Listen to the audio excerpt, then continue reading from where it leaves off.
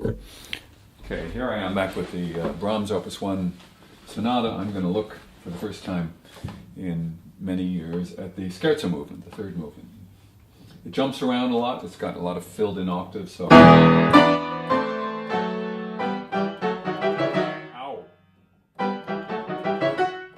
It just goes to show that was a terrible fingering because what I tried to do was to play this E, C sharp, E, octave 1, 2, 4. Under normal circumstances it would be perfectly fine, but I caught myself on the edge of the key, leading me to believe that although it's the sort of fingering I could use, in other words, in a legato fingering universe, I would always want to make a solution like that. But I have, over the years, evolved my sense of fingering so that I much prefer comfort and optimization over a directly connective fingering. So the ideal fingering for just playing those three notes is 1, 3, 5, not 1, 2, 4. So interestingly, for me, going from 5 to 4 rather than going from 4 to 5 is so much more comfortable. So that means delivering myself from 5 to 5.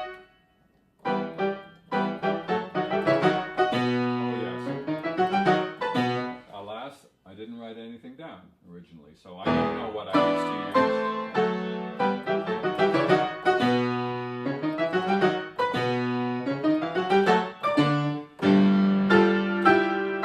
Whoops.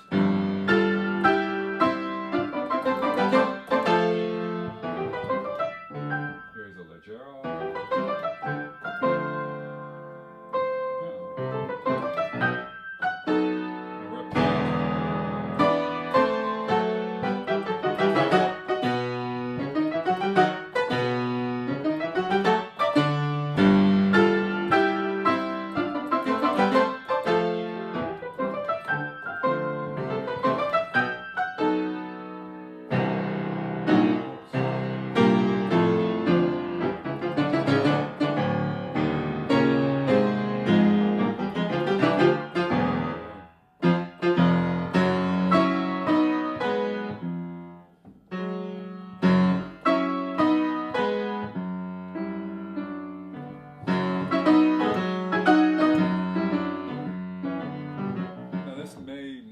Sound like a reading through. It's not a reading. I don't think I could have done this well, and also I wouldn't stop myself on a reading, but what I'm doing is trying to refamiliarize myself with the feeling and the sound of things. So if I get a good sense of gesture and nuance and shape in a motive or something larger, a figure that's larger than a motive, then I'm satisfied because it reminds me that some of the old conditioning is clicking into place, and that's what I'm looking for, is to uncover that old conditioning.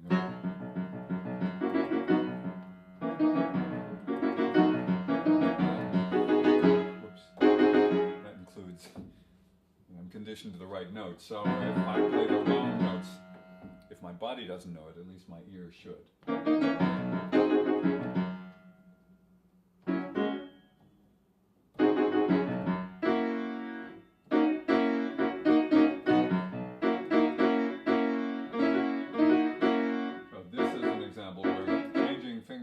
Is actually much harder than using the same finger each time, because then I make the gesture, the arm gesture,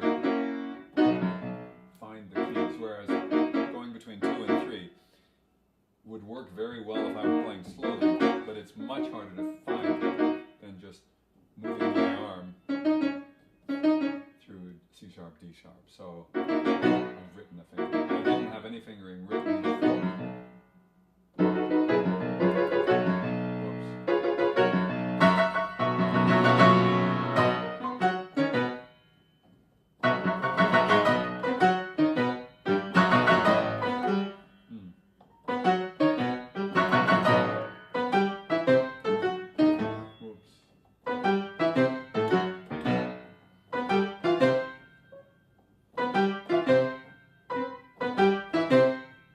I have often explained this to myself, and I have to explain it to myself now.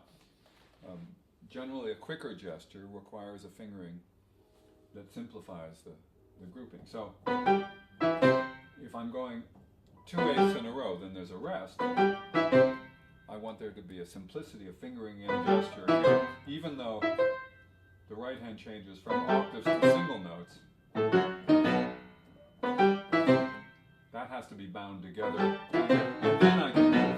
If I decide, oh look, single notes, and move my hand, I run the risk that I'm doing something that's musically counterproductive and certainly physically counterproductive. Finish the drop and move my hand. That works perfectly.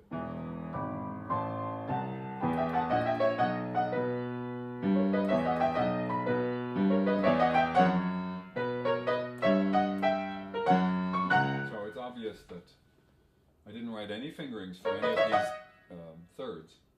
I did circle one set of fingerings,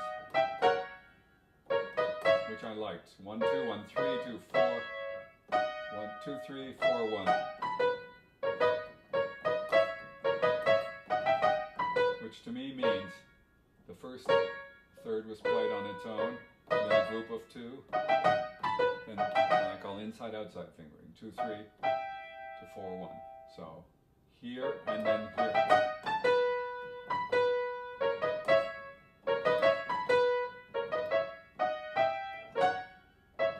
Now here they've changed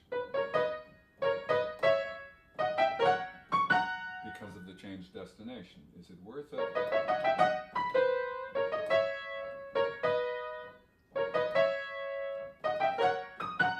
It's not unintelligent, I must say.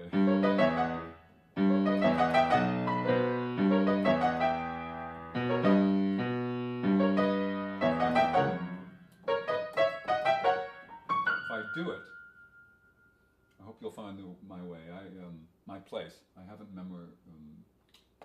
have not numbered these, so I'm after the pianissimo una corda, a number of measures.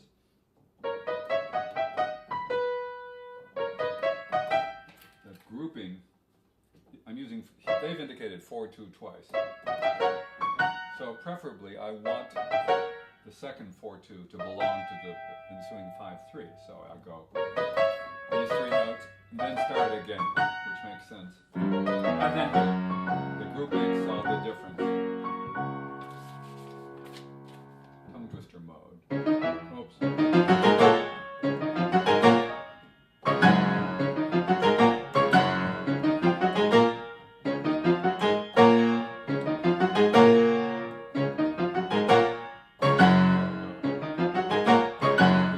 Staring at the music. I know I'm going to be executing that with my eyes on what am I doing. And it's a fresh approach for the big chord. Whoops. So I have plenty of time to place my hands on the first note of the lead. Okay. Same fingering as before. Remember, I spoke about that at the beginning. It works the same in this particular key. It happens to be the same notes. Not in the same context, same place.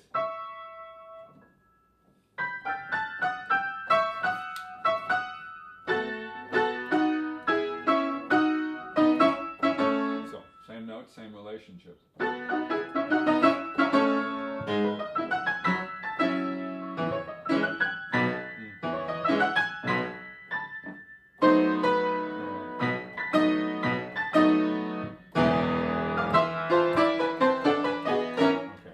Slow down here, there's all this imitation. I can't.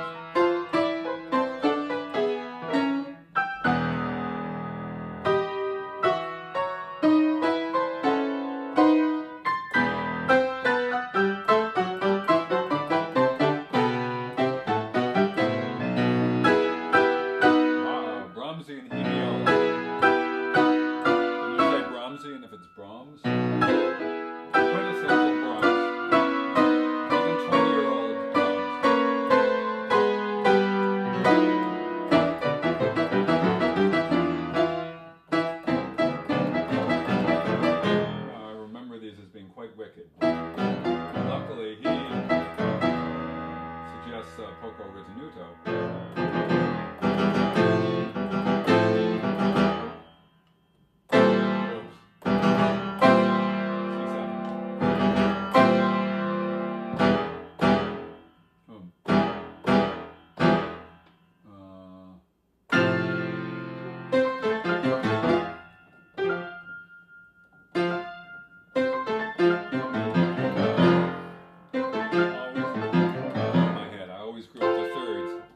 start again the beginning of the fourth. Okay,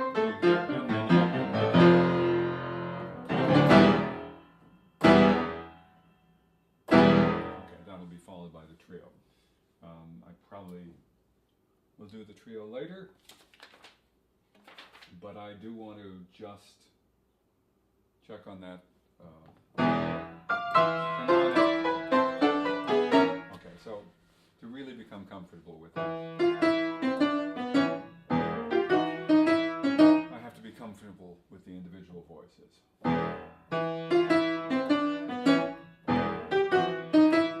Lots of thumb.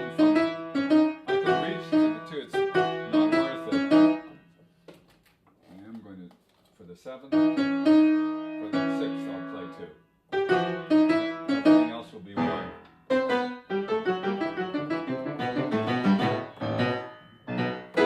Okay, right hand.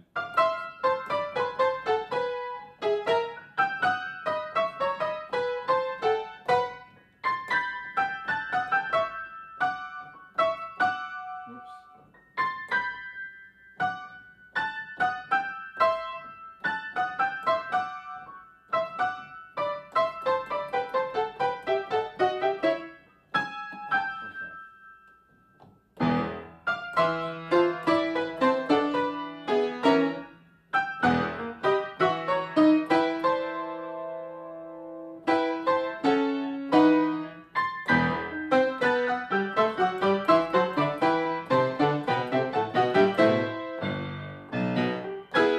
Luckily, he keeps his key signature.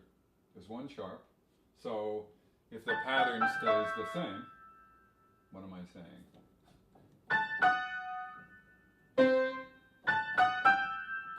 It doesn't. Well, after the first measure anyway.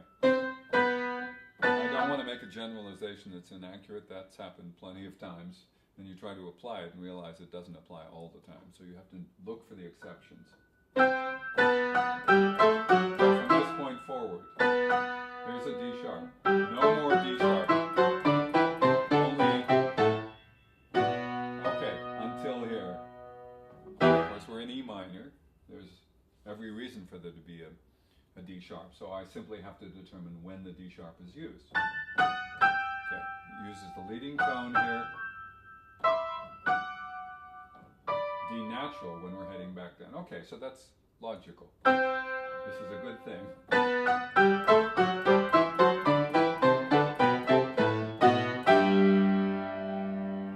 Perfectly accurate, perfectly logical. Therefore predictable. Also, just to add a little bit of a physical reality to it, I'm going to go 1, 2, 4 every time I have D sharp, which is twice. 4, 5, 4, and that's, boy, I like it when that happens. 4.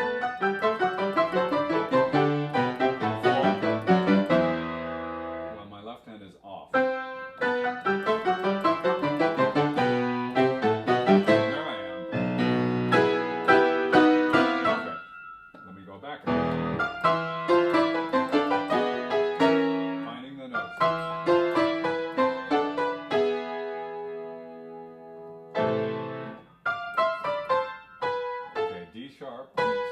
G sharp here, for this moment of A minor.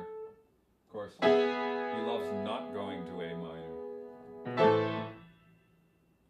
I don't know why, this reminds me strangely, I was teaching the Chopin Revolutionary Etude not too long ago. I've done that many, many times, and there's a passage in which he keeps heading for a specific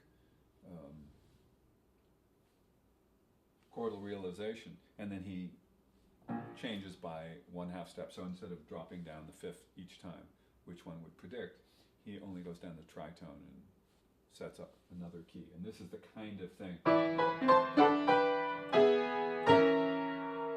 where he surprises right at the last moment. I like to actually play what I expect, like the difference between an authentic and a deceptive cadence. It's really nice to know what you would have gotten had you gotten the authentic cadence, and then to determine how the deception works on your psyche, works to thwart your expectations, because then you can play it usually with more conviction. Similarly, you can learn it with more conviction when you know where it was tending to go. And then I just throw in this thinker, this strange thing. And again, I'm using fourth finger there. It's the only fourth finger I'm using in that passage. Just as when I was using the D sharp in 1, 2, 4, it happens that this serves me very well.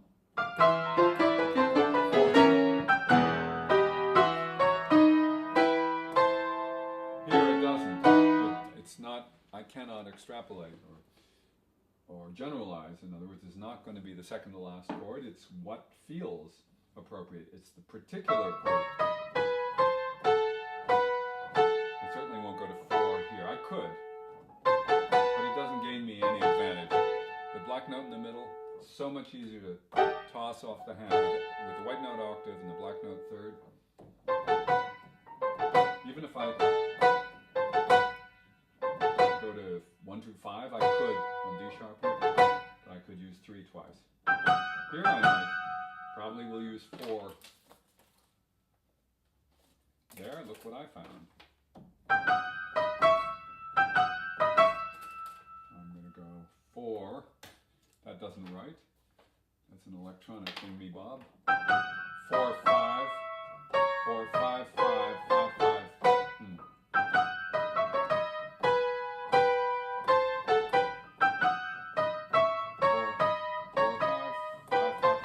Okay, that really. 4, 5, 5, 5, 5, 5. That fingering choice makes a big difference. It simplifies everything I'm doing.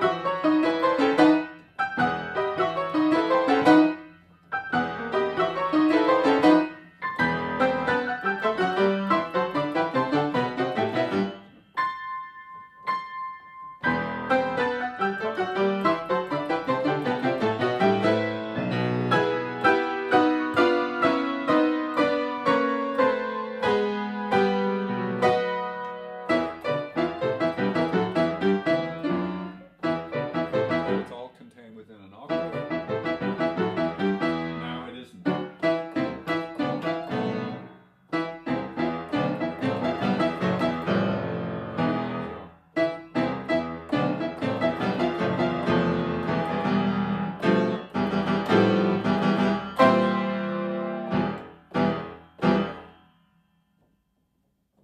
What on earth? Where's this F?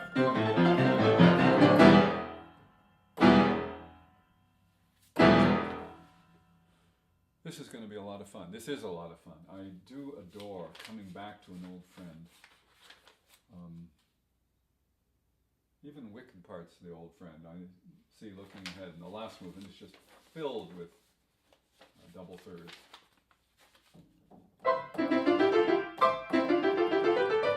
You know, whoops. And so on. There'll be lots of leaps, and this is such a young Brahms. It's really amazing. And I am pairing it with a old Brahms, or I'm going to use that old Opus 116 number 4 as a prelude to this, because I'm going to be talking at this particular program, and I wanted to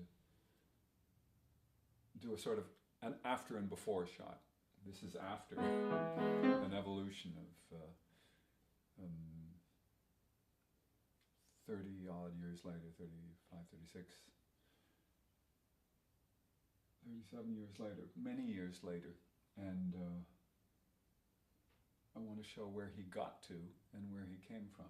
And the tunefulness is here, the hemiolas are here, there are any number of things, even an awareness of counterpoint, but the counterpoint becomes so much more sophisticated later on, and the compression of ideas, there's an interweaving of ideas, so there's a tendency for it to never stop from beginning to end, whereas young Brahms here sort of makes a point, finds a theme, and stops cold, and then starts another one very often. He's not nearly as good at transitions, but you have to honor the creativity and the inventiveness, the beauty of tunes, of melodies, and the just very high energy and involvement, emotional involvement in his material. So it's really fascinating stuff, and especially to have been able to work two of the early sonatas within the same time frame has made me just doubly aware of what's in here, and so I'm very much looking forward to completing the work. I'll continue later.